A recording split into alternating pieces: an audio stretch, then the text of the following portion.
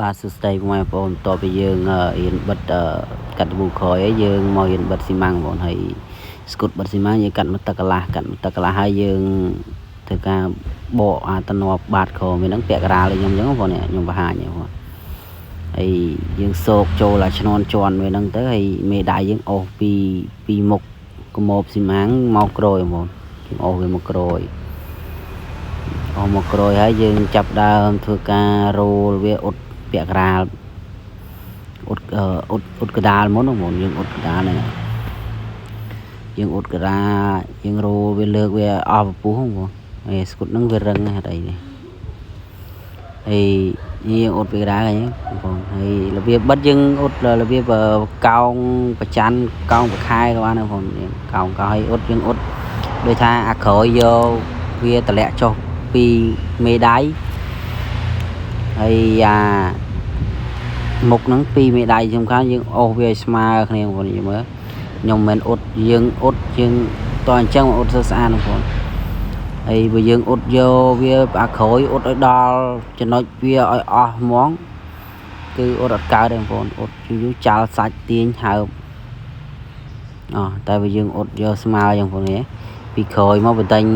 ស្មើមកដល់មុខហ្នឹងចាំយកពីមុខតម្លាក់ទៅដល់ក្រោយវិញនេះកន្លែងនេះខ្ញុំទាញមកទាញវា10% 20%នោះដើម្បីកន្លែងព្រោះកន្លែងហ្នឹងកន្លែងប៉ោងកោងអញ្ចឹងយើងទាញបានអត់អីទេហើយយើងទាញយើងតែយើងដឹងពីការទាញរបស់យើងកម្លាំងរបស់យើងទាញហ្នឹងដឹងទាញមិនអត់ហើបយើងទាញមិនហើបនេះដល់ពេលមកដល់ក្រួយនេះបងប្អូនកន្លែងចែងក្បាលមកយើងទាញយើងលើកចុងហ្នឹងមកយើងលើកចុងយើងអោបវាទៅលើមេដៃវាយើងរុញវាចែកវាពាក់កណ្ដាលម្នាក់បងប្អូនហើយចាំមើលខាងចុងកាត់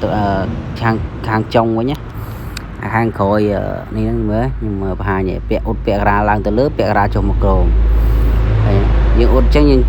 យើងញែកសាច់វាដើម្បីឲ្យវានេះហើយយើងអ៊ុតហើយយើងជាស្មើបងប្អូនជាស្មើហើយទៅនេះឲ្យអ៊ុតអត់ហើបទេអូខេដល់ពេលនេះយើងជាវាមកជាស្មើបាច់បត់មួយបងប្អូន